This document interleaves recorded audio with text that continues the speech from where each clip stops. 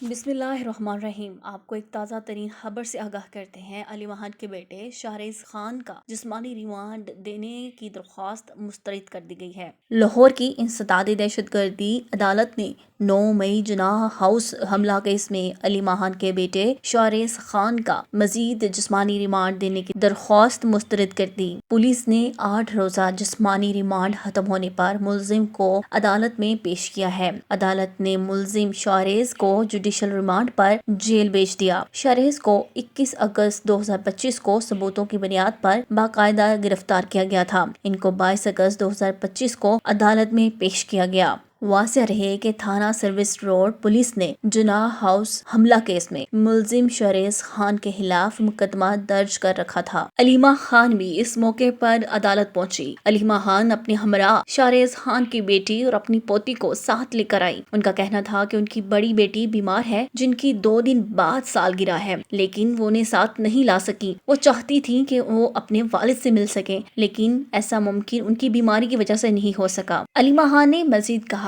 کہ میرے بیٹے نے مجھے تسلی دی ہے، حوصلہ دیا ہے کہ اماں گھبراؤ نہیں، اللہ تعالیٰ رزق بھی دینے والے ہیں، شہرت اور عزت اللہ کے ہاتھ میں ہے، آپ نے گھبرانا نہیں۔ وہ بہت ہی پر امید تھے اور وہ بالکل بھی گھبرائے نہیں۔ علیمہ خان نے مزید کہا کہ ہمارے بچوں کے حوصلے بلند ہیں۔